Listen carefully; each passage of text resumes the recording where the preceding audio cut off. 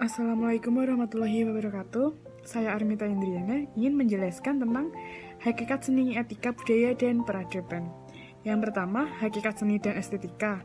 Menurut Amsal Bahtiar 2007, seni adalah suatu produk budaya dan suatu peradaban manusia, suatu wajah dan sesuatu kebudayaan yang diciptakan oleh sesuatu bangsa atau kelompok masyarakat. Secara teoritis, seni atau kesenian dapat didefinisikan sebagai manifestasi budaya manusia yang memenuhi syarat estetik. Konjoningrat yang dikutip Andi Hakim Nasution menjelaskan bahwa dalam budaya terdapat 7 unsur yang dapat ditemukan pada semua bangsa dimulai ini atau dalam kehidupan manusia, yaitu bahasa, sistem pengetahuan, organisasi sosial, dan lain-lain.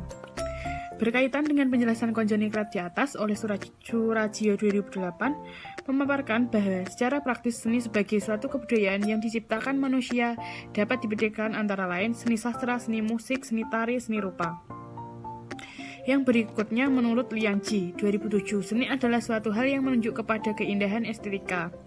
Yang berikutnya pandangan lain, Monroe Beardsley, sebagaimana dikutip Liang Ji 2007, dia seorang ahli estetika modern di abad 20 yang memaparkan bahwa terdapat 3 unsur yang menjadi sifat dasar membuat sesuatu yang baik dan indah dalam seni.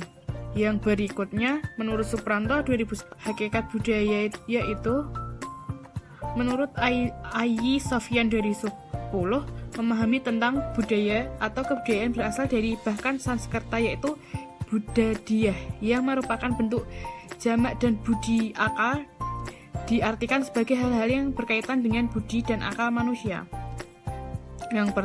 Yang berikutnya, Herskovit dan Bronslow Mansky mengungkapkan bahwa segala sesuatu yang terdapat dalam masyarakat ditentukan oleh kebudayaan yang dimiliki oleh masyarakat itu. Yang berikutnya, selanjutnya Ayi Sofyan mengungkapkan pandangan Edward Burnett Taylor, kebudayaan merupakan keseluruhan yang kompleks yang di dalamnya terkandung pengetahuan, kepercayaan, kesenian, moral, adat istiadat, dan kemampuan yang lain. Yang berikutnya, Konjoningrat dalam Nasution 2007 memahami budaya ada keseluruhan sistem. Yang berikutnya, peradaban. Peradaban Andi Hakim Nasution 2007 mengatakan perihal kebudayaan dan peradaban hanya sosial istilah. Istilah peradaban biasanya dipakai untuk bagian-bagian dan unsur kebudayaan yang harus indah, seperti kesenian, ilmu pengetahuan secara sopan santun, dan sistem pergaulan yang kompleks dalam suatu masyarakat dengan struktur yang kompleks. Tetapi pada sisi lain, istilah peradaban juga dipakai untuk menyebut sesuatu kebudayaan. Jadi, untuk istilah peradaban, kata Assalamualaikum warahmatullahi wabarakatuh. Nama saya Vita Sukmawati, NIM 187. Di sini saya akan menjelaskan materi tentang manusia sebagai makhluk yang membudaya. Manusia dan dunia adalah 2 kenyataan yang tidak bisa dipisahkan. Dalam kesatuan ini, manusia tidak dapat merealisasikan diri tanpa merealisasikan dunia jasmani. Berada sebagai manusia berarti mengistimewakan diri dalam jasmani. Karena kesatuan inilah dunia berfungsi dalam proyek manusia tentang dirinya. Manusia berusaha membuat dunia sebagai rumahnya.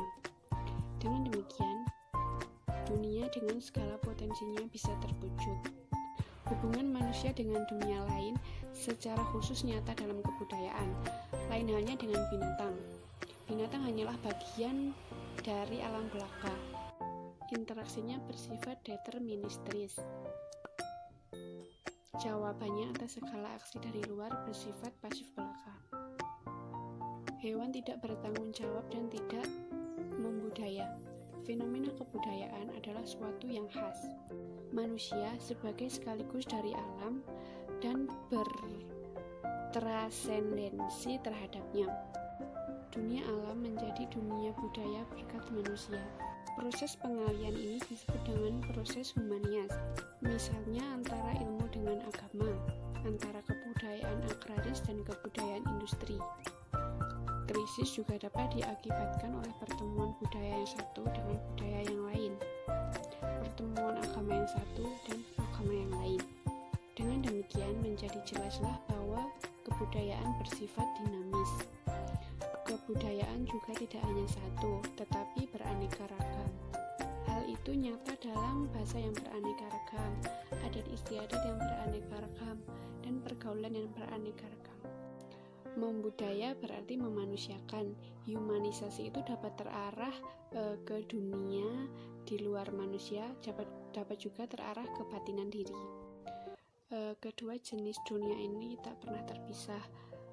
Hanya perhatian terkadang lebih tertuju kepada dunia luar atau tertuju kepada dunia batin. Selanjutnya tentang teknik.